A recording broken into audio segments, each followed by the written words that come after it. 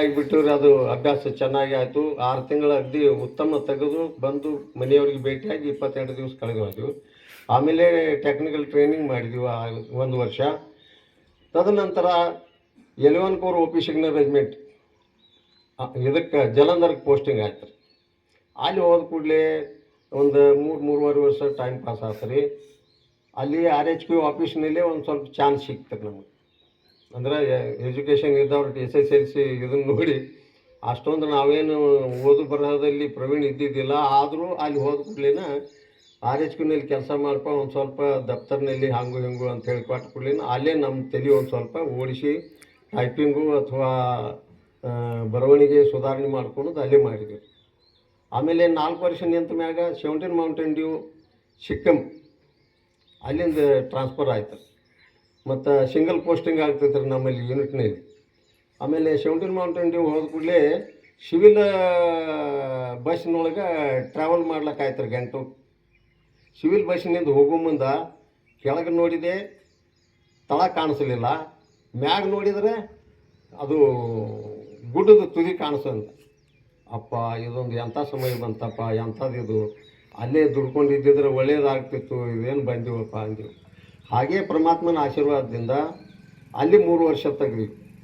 ಮತ್ತು ಟ್ರೈನಿಂಗ್ ಏರಿಯಾಕ್ಕೆ ಹೋದ ಕೂಡಲೇ ರೀ 110 ಕಿಲೋಮೀಟ್ರ್ ದೂರ ಇತ್ತು ರೀ ನಮ್ಮ ಟ್ರೈನಿಂಗ್ ಗ್ಯಾಂಗ್ಟೋಕ್ದಿಂದ ಚೈನಾ ಬಾರ್ಡ್ರ್ ಕಡೆಗೆ.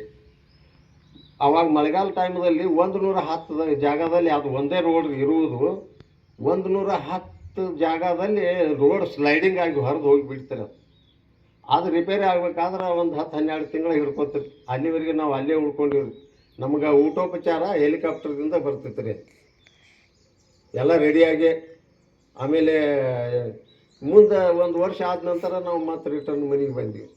ಆವಾಗ ಅಲ್ಲೇ ಎದ್ದಾಗಾದರೂ ಹಿಮಾಲಯ ಪರ್ವತಕ್ಕೆ ಹೈಟ್ನಾಗ ದಿನ ಎಕ್ಸರ್ಸೈಸ್ ಆಗ್ಬೇಕಿರಲಿಲ್ಲ. ಅಲ್ಲಿ ಹೋದ ಉದ್ದೇಶ ಏನದ ರೀ, ಅದರಿಂದ 19,000 ಫುಟ್ ಹೈಟದ ಮ್ಯಾಗ ನಾವು ಹೋಗಿ ವಾಕಿಂಗ್ ಮಾಡಿ ಅದನ್ನು ರಿಸರ್ಚ್ ಮಾಡ್ಕೊಂಡು ಬರ್ತಿದ್ವಿ.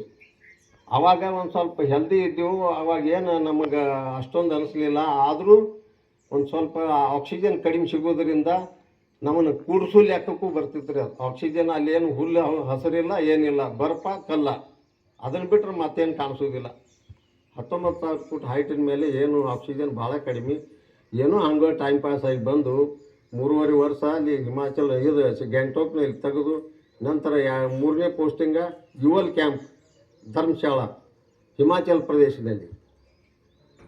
ಪ್ರದೇಶದಲ್ಲಿ ನಮ್ಮಲ್ಲಿ ಔಟ್ ಆಗೋ ಮುಂದೆ ಇಂಟರ್ವ್ಯೂ ಆಯ್ತು. ಇಂಟರ್ವ್ಯೂ ಆಗೋ ಮುಂದೆ ಕಮಾಂಡಿಂಗ್ ಆಫೀಸರ್ ಏನಂದ್ರೆ ರೀ, ಆರಾಮ ಸಿಕ್ಕಮ್ಮ ಗ್ಯಾಂಗ್ಟೋಕ್ ಇದು ಹಿಲ್ ಏರಿಯಾ, ಇಲ್ಲಿಂದ ಹಿಲ್ ಏರಿಯಾ ಮತ್ತೆ 39 ಮೌಂಟೇನ್ ಡ್ಯೂ ಕಳಿಸಿರಲ್ಲ, ಇದಂಗೆ ಮಾಡ್ರು, ರಿಕಾರ್ಡ್ ಕಣ್ಣು ಮುಚ್ಚೋದೇನು, ಹಿಂಗ್ಯಾಕೆ ಮಾಡ್ರು ಅಂತಂದ್ರೆ ಅದ ಹಿಮಾಲಯ ವ್ಯಾಲಿಗೆ ಮತ್ತೆ ಬಂದೀವಿ. ಅಲ್ಲೊಂದು 3.5 ವರ್ಷ ತೆಗೆದು 4ನೇ ಪೋಸ್ಟಿಂಗ ಅಂಬಾಳಕ್ಕೆ ಬಂತು. 4ನೇ ಪೋಸ್ಟಿಂಗ್ ಅಂಬಾಳಕ್ಕೆ ಬಂದಾಗ ನಾವು ನಮ್ಮ ಗೆಳೆಯರು ಇರ್ತಾರಲ್ಲ, ಅವ್ರೇನು ಗಾಡಿ ಮಾಡಿದ್ರು, ನಾವೇನು ಸರ್ವಿಸ್ ಮಾಡೋಂಗಿಲ್ಲ, ಮತ್ತು ನಾವು ಬಿಟ್ಟು ಹೋಗೋರಿದ್ದೀವಿ, 15 ವರ್ಷ ಆದ್ರೆ ಸಾಕಂದು. ಅದೇ ಬೂದಿ ನಮ್ಮ ತಲೆಯೊಳಗೂ ಸೇರ್ಕೊಂಡಿತ್ತು ರೀ. ಆ ಬೂದಿ ತಲೆಯೊಳಗೆ ಸೇರ್ಕೊಂಡು ಕೂಡಲಿನ ಅದೇ ಪ್ರಕಾರ ನಾವು 15 ವರ್ಷ ಮಾಡಿ ಹೋಗೋಣ ಅಂತ ಹೇಳಿ ಮುಂದೆ ಅಲ್ಲಿ ಆರ್ಮಿ ಕೋರ್ಸು ಮಾಡಲಿಲ್ಲ ರೀ, ಕೇಡರ್ ಕೋರ್ಸು ಮಾಡಲಿಲ್ಲ. ಒಬ್ಬರು ನಮ್ಮ ಮಂದಿರದಲ್ಲಿ ಗುರುಗಳು ಇರ್ತಾರೆ, ದಿನಾಲು ಹೋಗಿ ಒಂದು ಸ್ವಲ್ಪ ಸಂಜೆ ಮುಂದೆ ಕಾಲು ಬಿದ್ದು ಅಲ್ಲಿ ಕುಂಡ್ರವ್ರು. ಅವ್ರು ಏನಂದರು, ಏಕರಪ್ಪ ಕಲ್ಲಪ್ಪಾಜಿ, ಹಿಂಗೆ ಮಾಡಿರಿ, ಹಂಗೆ ಮಾಡಿರಿ, ನೀವು ಯಾವಾಗ ಪೆನ್ಷನ್ ಹೋಗ್ತೀರಿ ಹೋಗ್ರಿ, ಮತ್ತು ನೀವು ಏನು ಹೋಗ್ಲಿಕ್ಕೆ ಅಡ್ಡಿ ಇಲ್ಲ, ಆದ್ರೆ ನಿಮ್ಮ ಜೂನಿಯರ್ ಇದ್ದವ್ರು ಸೀನಿಯರ್ ಆಗ್ತಾರೆ, ಅದಕ್ಕೆ ನಿಮಗೆ ಮುಂದೆ ತೊಂದರೆ ಆಗ್ತೈತಿ. ಜೂನಿಯರ್ ಇದ್ದವ್ನು ಸೀನಿಯರ್ ನಿಮಗೆ ಆರ್ಡರ್ ಮಾಡ್ಲಿಕ್ಕೆ ಹತ್ರ ನಿಮಗೆ ಕೆಟ್ಟ ಅನಿಸ್ತೈತಿ. ಈಗೇನು ಕೋರ್ಸ್ ಮಾಡಬೇಕಾಗೈತಿ ಮಾಡಿರಿ, ನೀವು ಯಾವಾಗ ಹೋಗ್ಬೇಕು ಅನಿಸ್ತೈತಿ ಯಾವಾಗ ಹೋಗ್ರಿ.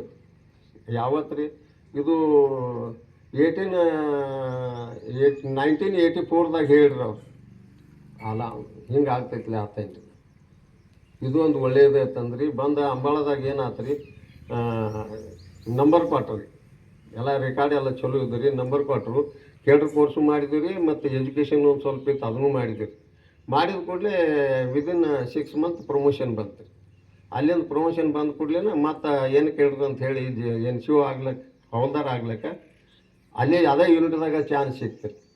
ಆಮೇಲೆ ಅದನ್ನು ಕೇಡರ್ ಮಾಡಿಕೊಂಡು 5ನೇ ಪೋಸ್ಟಿಂಗ ಜೈಪುರ್ಕ್ಕೆ ಆತು ರೀ, 14 ಸಿಗ್ನಲ್ ಗ್ರೂಪ್ ಸಿಗ್ನಲ್ ಗ್ರೂಪ್ನಲ್ಲಿ ಒಂದು 3-3.5 ವರ್ಷ ಉಳಿದೆ.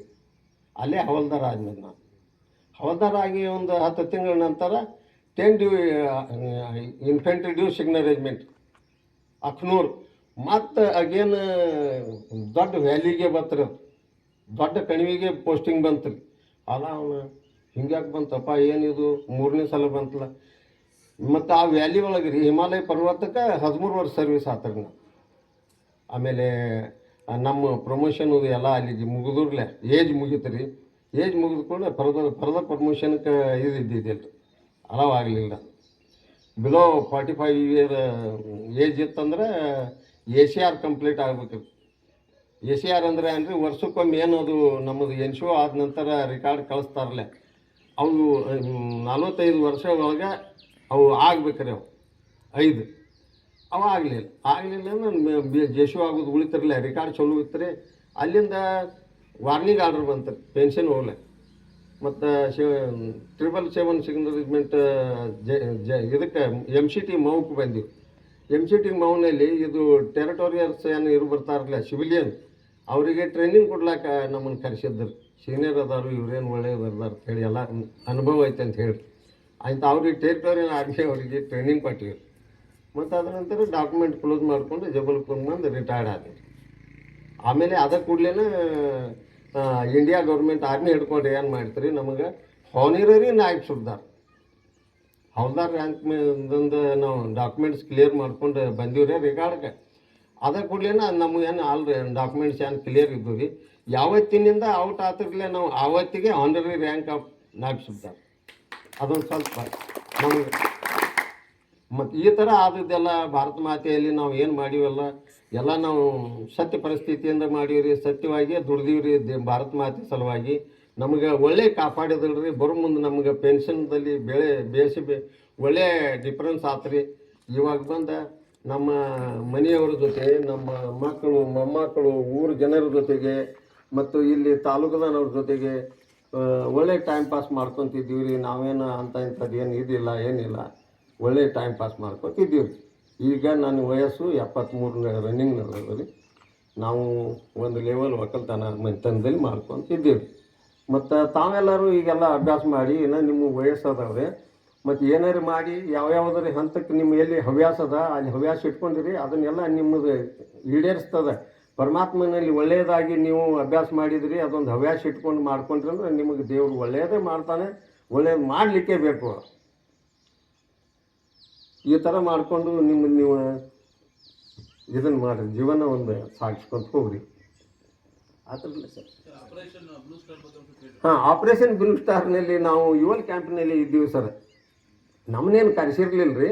ಅಮೃತಸರದಾಗ ಹಿಂಗೆ ಆತ್ರಲ್ಲ, ಅವಾಗ ಒಂದು ಸ್ವಲ್ಪ ಇಂದಿರಾ ಗಾಂಧಿನ ಹೊಡೆದ್ರಲ್ಲ, ಇಲ್ಲೆಲ್ಲಿ ದಿಲ್ಲಿ ಒಳಗೆ ಹೊಡೆದ್ರ ಖರೆ. ಅವರು ಆಪ್ರೇಷನ್ ಬ್ಲೂ ಸ್ಟಾರ್ದಾಗ ಇವು ಸಿಖ್ ಜನಾಂಗದವರು ಒಂದು ಸ್ವಲ್ಪ ದಣಿಗೆ ಮಾಡಿರಲ್ಲ, ಆರ್ಮಿಯವ್ರ ಜೊತೆಗೇನ ಹೋರಾಡ್ಲಾಕೈತಿರಿ.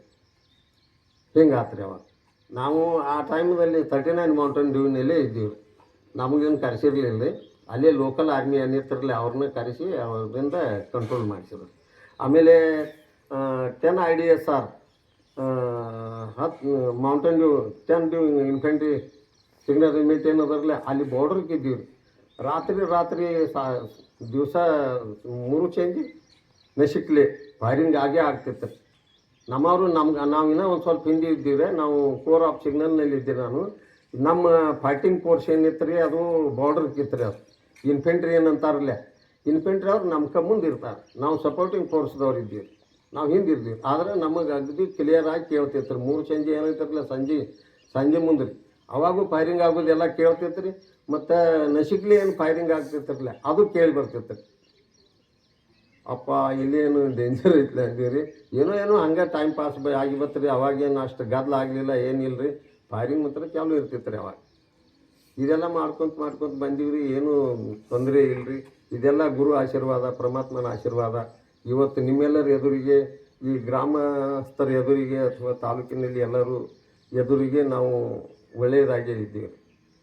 ಇಷ್ಟು ಹೇಳಿ ನಾನು ಒಂದೆರಡು ಮಾತುಗಳನ್ನು ಮುಗಿಸುತ್ತೇನೆ.